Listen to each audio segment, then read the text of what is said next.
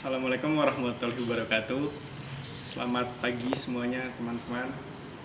Pada kesempatan kali ini, kelompok kami, kelompok 3, akan mempresentasikan mata kuliah akuntansi keuangan lanjutan yang berjudul Transaksi Entitas Induk dan Entitas Anak, Persediaan dan Jasa.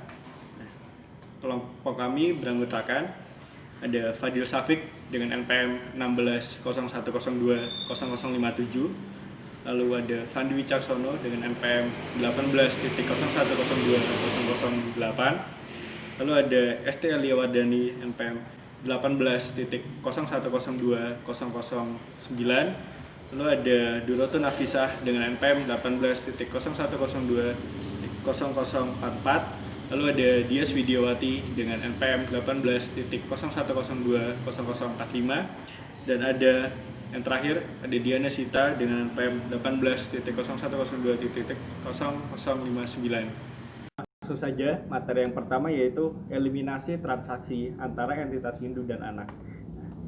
Transaksi antara entitas induk dan anak itu sering terlibat dalam transaksi seperti transaksi jual beli persediaan, jual beli aset tetap, atau pemberian pinjaman. Seringkali entitas anak menghasilkan produk yang akan diproses lebih lanjut oleh entitas induknya dan atau sebaliknya. Dalam PSAK 65 revisi 2014, laporan keuangan konsolidasian transaksi yang melibatkan entitas induk dan entitas anak disebut dengan transaksi antar entitas dalam kelompok usaha. Lalu yang kedua ada pentingnya eliminasi atas transaksi antara entitas induk dan anak. Entitas induk berkewajiban menyusun laporan keuangan yang menggambarkan kinerja dan kondisi keuangan entitas induk beserta entitas anaknya secara keseluruhan. Nah, dalam PSAK 65 revisi 2014 mendefinisikan laporan keuangan konsolidasian sebagai laporan keuangan sekelompok usaha dan di dalamnya aset, liabilitas, ekuitas, penghasilan, beban dan arus kas entitas induk dan entitas anak disajikan sebagai suatu entitas ekonomi tunggal. Nah, oleh karena itu entitas induk dan entitas anak merupakan satu entitas tunggal, maka transaksi antara entitas induk dan entitas anak menjadi transaksi di dalam satu entitas, sehingga semua dampak transaksi antara entitas dalam satu kelompok usaha. Lalu ada transaksi penjualan persediaan. Nah, yang pertama ada dampak terhadap pencatatan entitas induk dan jurnal eliminasi. Nah, dampak terhadap pencatatan entitas induk yaitu transaksi jual beli persediaan antara entitas induk dan entitas anak merupakan contoh transaksi antara entitas dalam suatu kelompok. Nah, dalam PSAK revisi 2014, investasi pada entitas asosiasi dan ventura bersama yang menyatakan bahwa keuntungan atau kerugian yang dihasilkan dari transaksi hulu dan hilir diakui dalam laporan keuangan entitas hanya sebesar bagian investor lain dalam entitas anak. Nah, lalu yang kedua ada dampak terhadap jurnal eliminasi. Jurnal eliminasi terkait transaksi jual beli persediaan antara entitas induk dan entitas anak tergantung pada posisi persediaan pada akhir periode. Ketika seluruh persediaan yang diperoleh dari entitas induk sudah terjual ke perusahaan non-afiliasi pada periode yang sama dengan periode perolehannya, maka jurnal eliminasi dibuat untuk menghapus angka penjualan dan beban pokok penjualan sebesar angka penjualan persediaan entitas induk ke entitas anak. Lalu ada contoh 5.1 dampak terhadap pencatatan entitas induk dan jurnal eliminasi, bisa dilihat di buku halaman 146. Terkait dengan contoh 5.1 dalam soal dampak terhadap pencatatan entitas induk dan jurnal eliminasi, di sini jelaskan skenario 1, yaitu seluruh persediaan terjual, di mana terkait penjualan ke entitas anak, PTP melaporkan keuntungan sebesar 4 juta, yang itu dari 10 juta dikurangi 6 juta. Keuntungan tersebut sudah terrealisasi karena persediaan yang diperoleh PTS dari PTP sudah terjual ke perusahaan non-afiliasi. Oleh karena itu, tidak ada jurnal yang dibuat oleh PTP terkait penangguhan keuntungan transaksi hulu. Transaksi hulu dalam contoh ini mengakibatkan pengakuan penjualan sebesar 10 juta dan beban pokok penjualan sebesar 6 juta oleh PTP. Di sisi lain, PTS membukukan penjualan sebesar 16 juta dan beban pokok penjualan senilai 10 juta. Agar penjualan milik PTP dan beban pokok penjualan milik PTS harus dieliminasi. karena transaksi penjualan tersebut terjadi dalam satu entitas jurnal eliminasi, dan jurnal eliminasi yang harus dibuat adalah penjualan di debit sebesar 10 juta dan beban pokok penjualan di kredit sebesar 10 juta.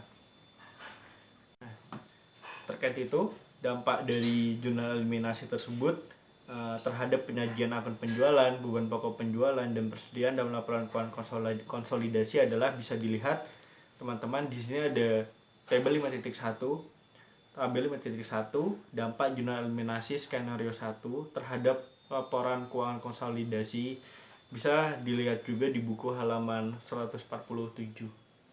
Untuk materi yang selanjutnya yaitu skenario 2 mengenai seluruh persediaan yang belum terjual. Dari gambar bisa dilihat bahwa keuntungan atas penjualan yang dibukukan oleh PTP itu sebesar 4 juta rupiah belum terrealisasi karena hingga akhir periode persediaan tersebut masih dimiliki oleh PTS. Oleh karena itu PTP harus mencatat penangguhan keuntungan atas penjualan tersebut menggunakan jurnal bagian laba atas entitas anak di bagian debit sebesar 4 juta dan investasi pada entitas anak di bagian kredit sebesar 4 juta. Kemudian karena transaksi penjualan persediaan pada gambar tersebut merupakan transaksi hulu, maka PTP mencatat keuntungan yang belum terrealisasi secara penuh. Kemudian transaksi hulu pada contoh itu mengakibatkan pengakuan penjualan sebesar 10 juta rupiah dan beban pokok penjualan sebesar 6 juta rupiah oleh PTP dan belum terdapat penjualan yang dibukukan oleh PTS. Nah, dari sudut pandang konsolidasian, persediaan tersebut masih berada di perusahaan sehingga penjualan dan beban pokok penjualan itu masih diakui oleh PTP harus dieliminasi secara penuh. Nah, keuntungan atas penjualan yang belum terrealisasi yaitu sebesar 4 juta juga dieliminasi dengan mengurangi persediaan. Nah, untuk jurnal eliminasinya yaitu penjualan berada di debit sebesar 10 juta, kemudian beban pokok penjualan di kredit sebesar 6 juta dan persediaan di kredit sebesar 4 juta.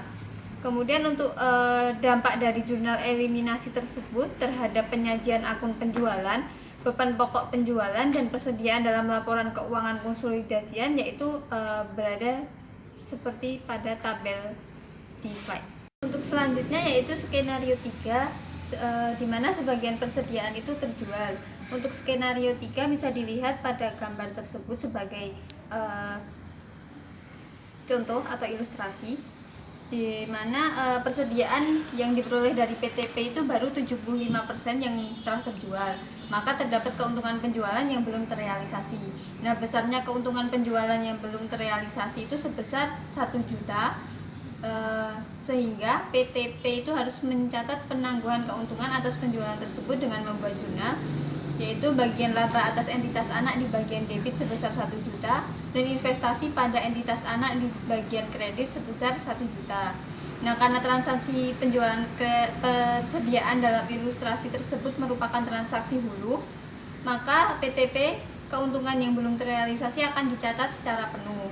Nah, transaksi hulu pada contoh tersebut mengakibatkan pengakuan penjualan itu sebesar 10 juta dan beban pokok penjualan sebesar 6 juta. Sementara pada PTS mengakui penjualan senilai 12 juta dan beban pokok penjualan sebesar 7.500 rupiah.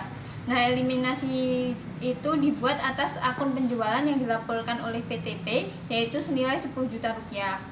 Untuk keuntungan atas penjualan yang belum terrealisasi sebesar 10 juta rupiah dieliminasi dengan mengurangi akun persediaan.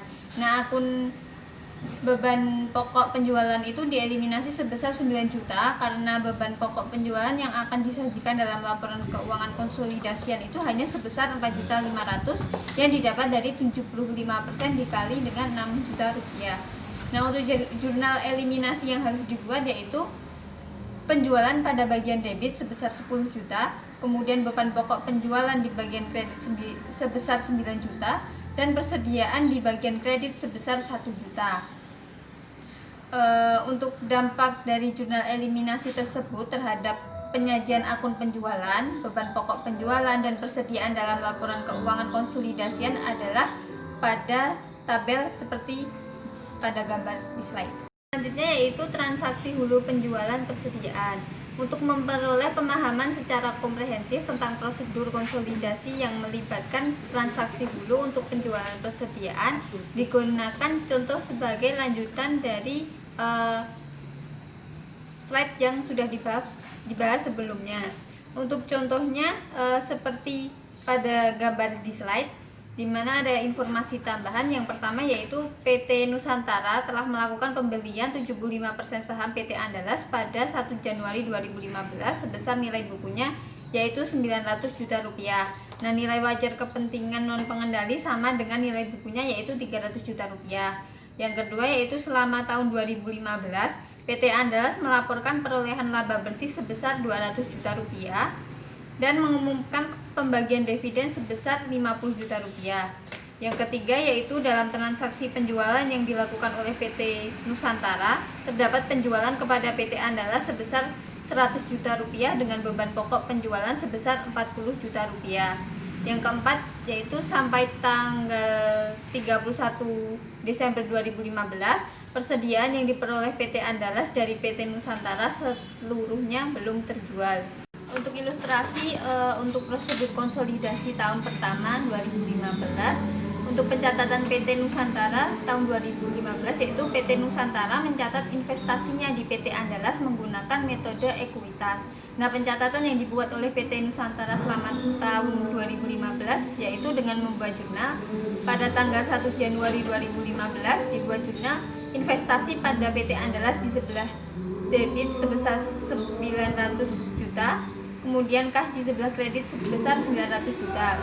Kemudian pada tanggal 31 Desember 2015, investasi pada PT Andalas dicatat pada sebelah debit sebesar 150 juta dan bagian laba atas PT Andalas di bagian kredit sebesar 150 juta. Kemudian pada tanggal 31 Desember 2015 dicatat kas sebesar 37.500 di sebelah debit dan investasi pada PT Andalas sebesar 37.500 di sebelah kredit. Selama periode 2015 terdapat transaksi hulu yaitu penjualan persediaan oleh PT Nusantara ke PT Andalas sebesar 100 juta rupiah. Nah, keuntungan dari penjualan tersebut sebesar 60 juta rupiah yang didapat dari 100 juta rupiah dikurangi dengan 40 juta rupiah. Hingga akhir periode 2015 persediaan tersebut belum terjual. Oleh karena itu, keuntungan atas penjualan tersebut belum terrealisasi. Nah, PT Nusantara harus menangguhkan keuntungan tersebut secara penuh dan melakukan pencatatan dengan membuat jurnal per tanggal 31 Desember 2015 dengan mencatat bagian laba atas PT Andalas sebesar 60 juta di bagian debit dan investasi pada PT Andalas 60 juta di sebelah kredit. Untuk yang selanjutnya ilustrasi jurnal eliminasi 2015 untuk transaksi ilustrasi sebelumnya, di mana pada gambar tersebut yaitu tabel perhitungan jurnal eliminasi, di mana jurnal eliminasi merupakan jurnal eliminasi dasar yang dibuat untuk mengeliminasi bagian laba dan dividen PT Nusantara dan kepentingan non pengendali serta investasi awal PT Nusantara di PT Andalas. Untuk mengeliminasi ekuitas dan investasi pada PT Andalas dibutuhkan jurnal yaitu saham biasa di bagian debit sebesar 800 juta rupiah, saldo laba di sebelah debit sebesar 400 juta rupiah, bagian laba atas PT Andalas sebesar 90 juta rupiah di debit, sebagian laba ke kepentingan pengendali sebesar 50 juta rupiah di sebelah debit, dan dividen diumumkan sebesar 50 juta di bagian kredit, investasi pada PT Andalas sebesar 952.500 di sebelah kredit, kemudian kepentingan non pengendali sebesar 337.500.000 di sebelah kredit. Kemudian persediaan yang diperoleh oleh PT Andalas dari PT Nusantara itu belum terjual sampai akhir tahun 2015, sehingga dari sudut pandang konsolidasi penjualan dan beban pokok penjualan PT Nusantara terkait transaksi hulu harus dieliminasi. Untuk keuntungan atas penjualan juga harus dieliminasi karena keuntungan tersebut belum terrealisasi. Untuk jurnal mengeliminasi penjualan persediaan antara PT Nusantara dan PT Andalas dibutuhkan jurnal yaitu penjualan di bagian debit sebesar 100 juta rupiah, kemudian beban pokok penjualan sebesar 40 juta rupiah di bagian kredit, dan persediaan sebesar 60 juta rupiah di bagian kredit. Materi yang selanjutnya yaitu kertas kerja yang digunakan untuk menyusun laporan keuangan konsolidasi tahun 2015. Bisa teman-teman lihat di halaman 153. Baik, yang selanjutnya ada prosedur konsolidasi tahun kedua yaitu tahun 2016. Pada periode berikutnya, tahun 2016, PT Andalas melaporkan perolehan laba bersih sebesar 250 juta dan mengumumkan pembagian dividen sebesar 100 juta. Persediaan yang diperoleh PT Andalas dari PT Nusantara pada periode 2015 telah terjual seluruhnya pada periode 2016. Materi yang selanjutnya, pencatatan PT Nusantara pada tahun 2016. PT Nusantara mencatat investasinya pada PT Andalas menggunakan metode ekuitas.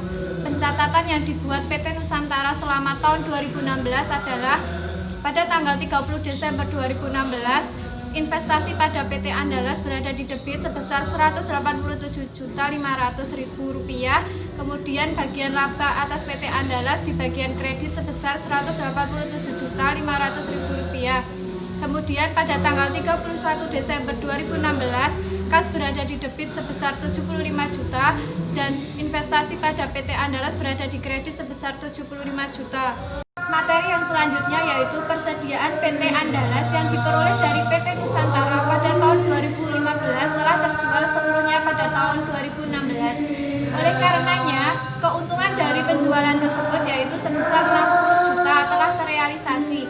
Namun, jika selama 2016 terdapat transaksi hulu penjualan persediaan yang baru, maka dapat muncul kembali keuntungan atau kerugian penjualan yang belum terrealisasi. Jadi dalam satu periode dimungkinkan adanya pengakuan realisasi dari keuntungan atau kerugian penjualan persediaan pada periode sebelumnya dan pengakuan keuntungan atau kerugian penjualan persediaan periode berjalan yang belum terrealisasi. PT Nusantara harus mengakui keuntungan tersebut secara penuh dan melakukan pencatatan sebagai berikut. Pada tanggal 31 Desember 2016, investasi pada PT Andalas berada di debit sebesar 60 juta, kemudian bagian laba atas PT Andalas di sebelah kredit sebesar 60 juta. Materi yang selanjutnya yaitu jurnal eliminasi pada tahun 2016. Berikut adalah perhitungan nilai aset bersih PT Andalas dan bagian PT Nusantara dan kepentingan non-pengendali atas aset bersih tersebut. Untuk perhitungan nilai tercatatnya dapat dilihat di halaman 155.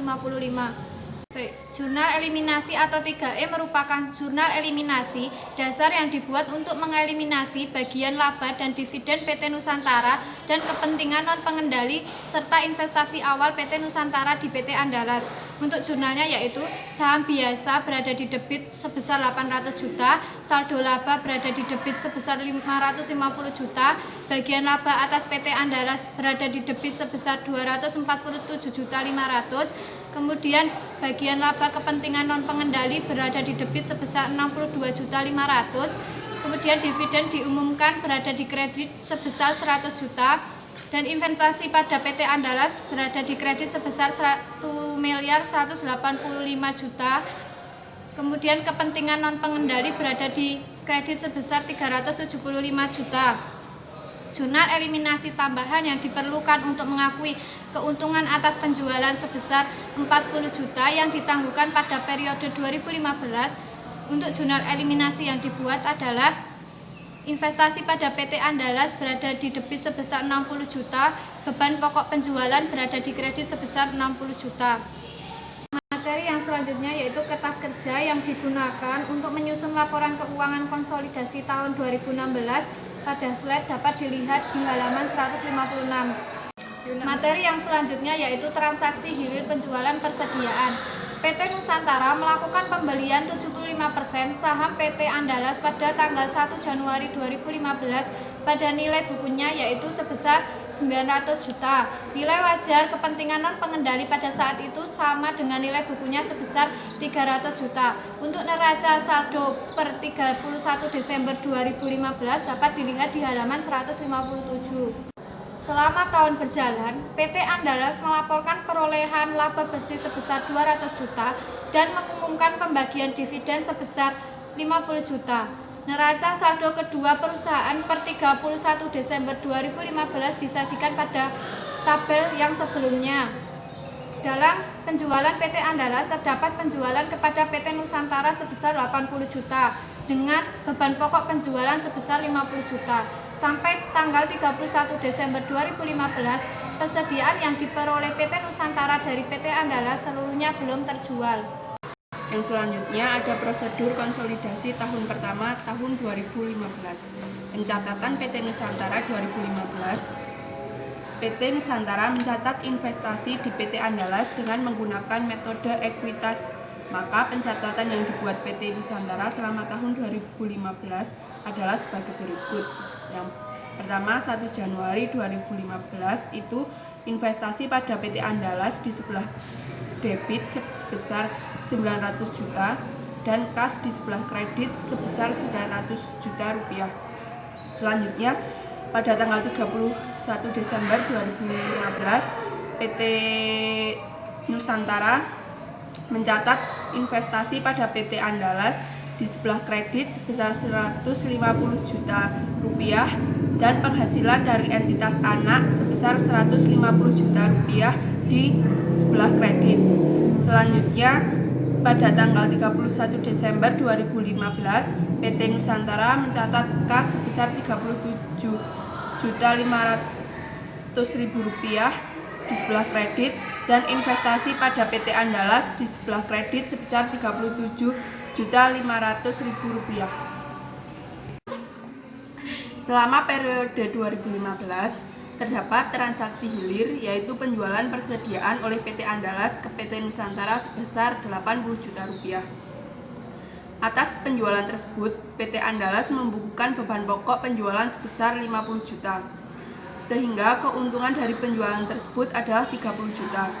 Karena sampai dengan akhir periode 2015, persediaan tersebut belum terjual, maka keuntungan atas penjualan tersebut belum terrealisasi.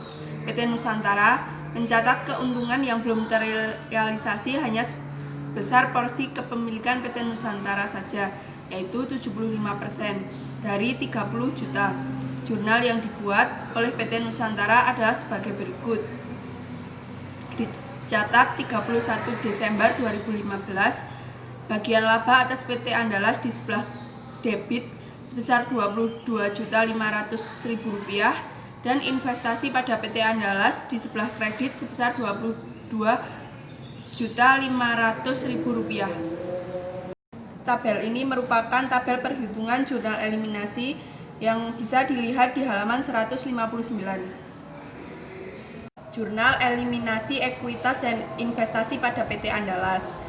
Saham biasa di sebelah debit sebesar 800 juta, saldo laba di sebelah debit sebesar 400 juta, bagian laba atas PT Andalas di sebelah kredit sebesar 127.500.000 rupiah, bagian laba kepentingan pengendali di sebelah debit sebesar 42.500.000 rupiah. Selanjutnya di sebelah kredit ada dividen diumumkan sebesar 50 juta, investasi pada PT Andalas sebesar 990 juta, dan kepentingan pengendali sebesar 330 juta. Ada pula jurnal eliminasi penjualan persediaan PT Nusantara dan PT Andalas. Di sebelah debit terdapat penjualan sebesar 80 juta. Di sebelah kredit ada beban pokok penjualan sebesar 50 juta dan persediaan sebesar 30 juta rupiah. Selanjutnya ada kertas kerja konsolidasi 2015. Kertas kerja konsolidasi 2015 ini bisa dilihat di halaman 160. Selanjutnya pada tanggal 31 Desember 2016, PT Nusantara itu mencatat bagian PT Nusantara atas dividen dari PT Andalas, yaitu di kas di debit sebesar 75 juta dan investasi pada PT Andalas di sebelah kredit sebesar 75 juta. Selanjutnya, PT Nusantara mencatat keuntungan transaksi hilir yang telah terrealisasi yaitu jurnalnya investasi pada PT Andalas di sebelah kredit sebesar 22.500.000 dan dikredit bagian laba atas PT Andalas sebesar 22.500.000.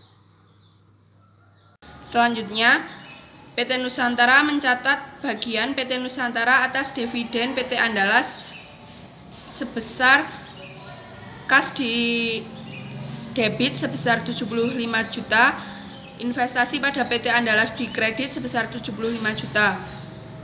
Selanjutnya, PT Nusantara juga mencatat keuntungan transaksi hilir yang telah terrealisasi, yaitu investasi pada PT Andalas di debit sebesar 22.500.000 dan bagian laba atas PT Andalas dikredit sebesar Rp22.500.000. Adalah tabel 5.12 yaitu tabel perhitungan jurnal eliminasi yang terdapat di halaman 161. Berikut adalah jurnal eliminasi dan investasi dari PT Andalas. Di sebelah debit terdapat saham biasa sebesar 800 juta rupiah, kemudian ada saldo laba sebesar 550 juta rupiah, bagian laba atas PT Andalas sebesar 210 juta rupiah, bagian laba kepentingan non pengendali sebesar 70 juta rupiah. Kemudian di bagian kredit terdapat dividen diumumkan sebesar 1 juta rupiah, investasi pada PT Andalas sebesar 1.147.500.000 rupiah dan kepentingan non pengendali sebesar 382.500.000 rupiah. Selanjutnya adalah ada jurnal pengakuan keuntungan atas penjualan yang ditangguhkan. Di sebelah debit terdapat investasi pada PT Andalas sebesar 22.500.000 rupiah. Kemudian ada kepentingan non pengendali sebesar 7.500.000 rupiah dan beban pokok penjualan sebesar 30 juta rupiah. Berikut adalah kertas kerja konsolidasian yang terdapat di halaman 163. Kemudian ada transaksi penjualan jasa. Seperti halnya dengan transaksi penjualan persediaan yang sebelumnya, dampak transaksi penjualan jasa antara entitas induk dan entitas anak juga harus dieliminasi. Pada transaksi penjualan jasa, pendapatan jasa yang diakui oleh entitas induk dan entitas anak akan menjadi beban anak atau entitas induk pada nilai yang sama, sehingga tidak terdapat keuntungan yang belum terrealisasi atas transaksi tersebut. Maka, eliminasi yang dibuat hanya menghapus akun pendapatan jasa dan beban. Pada contoh 5.4, PTP memiliki 100% saham PTS. Pada Desember 2015, PTP memberikan jasa perawatan mesin kepada PTS sebesar 20 juta rupiah. Tagihan telah dikirimkan pada 25 Desember 2015. Sampai 31 Desember 2015, PTS belum membayar tagihan tersebut. Atas transaksi pemberian jasa tersebut, PTP akan membuat jurnal sebagai berikut. Untuk PTP, debitnya piutang sebesar 20 juta rupiah dan kreditnya pendapatan jasa sebesar 20 juta rupiah. Kemudian untuk PTS akan membuat jurnal yaitu dengan mendebit beban perawatan sekitar 20 juta rupiah dan utang usaha sebesar 20 juta rupiah. Pendapatan jasa yang diakui PTP harus dieliminasi karena pendapatan tersebut diperoleh dari entitas anaknya sendiri, PTS. Sedangkan dari PTS, beban perawatan juga harus dieliminasi karena manfaat atas beban tersebut diperoleh dari entitas induknya. Sehingga jurnal eliminasi yang dibuat yaitu dengan mendebitkan pendapatan jasa sebesar 20 juta rupiah dan mengkreditkan beban perawatan sebesar 20 juta rupiah. Dari sudut pandang konsolidasi, PTP dan PTS merupakan satu kesatuan, sehingga utang piutang di antara kedua perusahaan harus dieliminasi dengan jurnal mendebit utang usaha sebesar 20 juta rupiah dan piutang usaha sebesar 20 juta rupiah. Untuk transaksi pemberian jasa dari entitas anak ke entitas induknya atau transaksi hilir, jurnal eliminasi yang dibuat sama dengan jurnal eliminasi transaksi hulu yang dilakukan. Untuk ilustrasi komprehensif, PTP telah melakukan pembelian sebesar 80% saham PTS pada 1 Januari 2015 seharga 800 juta rupiah. Pada tanggal tersebut, nilai wajar kepentingan non pengendali sebesar 200 juta rupiah. Berdasarkan data tersebut, diketahui bahwa total nilai wajar dari PTS adalah 1 miliar rupiah. Nilai aset bersih PTS pada 1 Januari 2015 sebesar 800 juta rupiah. Perhitungan diferensial dari akuisisi PTP terhadap PTS dapat dilihat sebagai berikut, yaitu nilai akuisisi PTP plus nilai wajarnya. Kepentingan dan pengendali sebesar 1 miliar rupiah. Lalu nilai tercatat aset bersih dari PTS yaitu saham biasanya sebesar 500 juta rupiah dan saldo labanya 300 juta rupiah, sehingga menghasilkan 800 juta rupiah. Dan selisih atau diferensialnya yaitu dengan 1 miliar dikurangi 800 juta rupiah yaitu sebesar 200 juta rupiah. Diferensial yang disebabkan oleh adanya perbedaan antara nilai wajar dan nilai buku beberapa aset PTS sebesar 150 juta rupiah. Sedangkan sisanya merupakan goodwill, yaitu dengan perinciannya persediaannya sebesar 25 juta rupiah, tanah sebesar 75 juta rupiah, bangunan sebesar 50 juta rupiah, sehingga goodwillnya 50 juta rupiah. Berdasarkan tabel 5.14 yaitu neraca saldo per 31 Desember 2015, terdapat informasi tambahan, yaitu yang pertama, selama 2015, PTS melaporkan perolehan laba bersih sebesar 400 juta rupiah dan mengumumkan pembagian dividen sebesar 100 juta rupiah. Yang kedua, dalam penjualan PTP tahun 2015, terdapat penjualan kepada PTS sebesar 400 juta rupiah dengan beban pokok penjualan sebesar 250 juta rupiah. Sampai tanggal 31 Desember 2015, persediaan tersebut baru terjual 40%-nya. Dan yang ketiga, dalam penjualan PTS tahun 2015, terdapat penjualan kepada PTP sebesar 200 juta rupiah dengan beban pokok penjualan sebesar 80 juta rupiah. Sampai 31 Desember 2015, persediaan tersebut belum terjual seluruhnya. Serta yang terakhir ada pada tanggal 31 Desember 2015, PTP menyewakan peralatan kepada PTS. Atas jasa tersebut, PTS harus membayar biaya sebesar 26 juta rupiah. Dan pada akhir 2015, PTS belum melakukan pembayarannya. Selanjutnya adalah menjelaskan tentang prosedur konsolidasi tahun 2015. Yang pertama adalah melakukan jurnal pencatatan PT Pandawa pada tahun 2015. PT Pandawa akan mencatat pembelian saham PT Satria sebesar 800 juta dengan jurnal yaitu investasi pada PT Satria di debit dan kas di bagian kredit. Lalu PT Pandawa akan mencatat bagian atas laba bersih dari PT Satria. Jurnalnya adalah investasi pada PT Satria di bagian debit sebesar 320 juta dan bagian laba atas PT Satria di bagian kredit sebesar 320 juta. Kemudian adalah mencatat bagian PT Pandawa atas dividen PT Satria. Jurnalnya yaitu kas di bagian debit sebesar 80 juta dan investasi pada PT Satria di bagian kredit sebesar 80 juta. Lalu PT Pandawa akan mencatat amortisasi diferensial dengan jurnal yaitu bagian laba atas PT Satria sebesar 24 juta di bagian debit dan investasi pada PT Satria di bagian kredit sebesar 24 juta. Kemudian PT Pandawa akan mencatat keuntungan transaksi hulu penjualan persediaan yang belum terrealisasi. Jurnalnya yaitu bagian laba atas PT Satria di bagian debit sebesar 90 juta dan investasi pada PT Satria di bagian kredit sebesar 90 juta. Lalu mencatat keuntungan transaksi hilir penjualan persediaan yang belum terrealisasi. Jurnal yang dicatat adalah bagian laba atas PT Satria sebesar 96 juta di debit dan investasi pada PT Satria 96 juta di kredit. Setelah melakukan pencatatan jurnal, langkah selanjutnya adalah membuat buku besar investasi pada PT Satria dan bagian laba atas PT Satria per 31 Desember 2015. Buku besar tersebut terdapat pada halaman 168.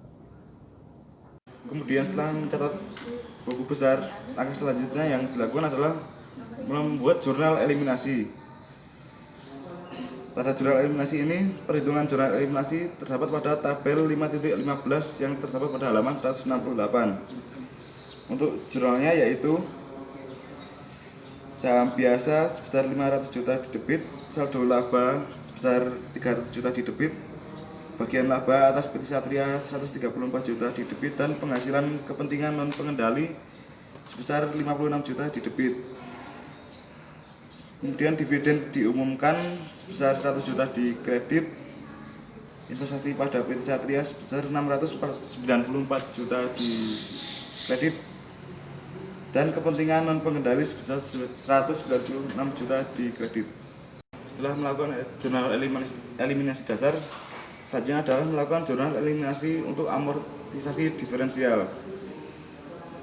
Jurnal yang dilakukan yaitu mencatat beban pokok penjualan sebesar 25 juta di debit, beban penyusutan sebesar 5 juta di debit, lalu tanah sebesar 75 juta di debit, dan bangunan sebesar 50 juta di debit, dan goodwill sebesar 50 juta di debit.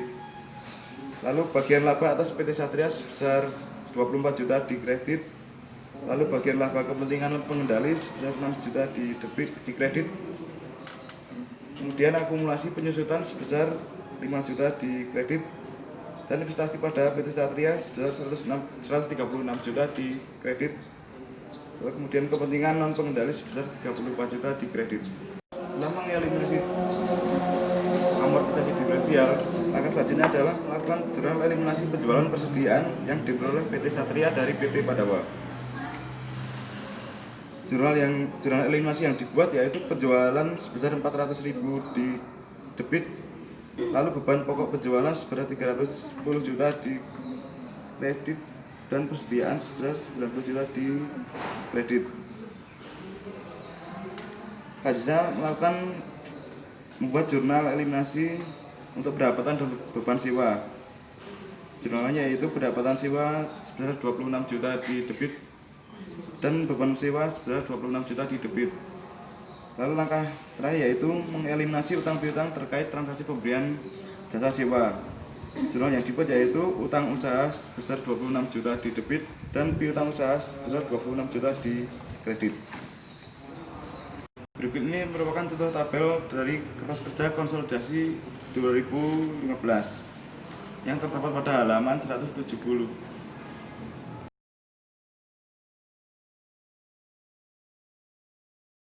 Setelah melakukan kertas kerja konsolidasi, kemudian membuat laporan keuangan konsolidasi pada tahun 2015. Berikut ini adalah contoh laporan keuangan konsolidasi 2015 yang dicatat oleh PT Padawa pada periode 31 Desember 2015 yang terdapat pada halaman 171 tabel 5.117. Langkah selanjutnya setelah membuat laporan keuangan konsolidasi, lalu membuat laporan perubahan saldo laba konsolidasi. Contohnya juga terdapat pada halaman 171 di bawah laporan keuangan konsolidasi tahun 2015. Lalu langkah terakhir yaitu membuat laporan posisi keuangan konsolidasi.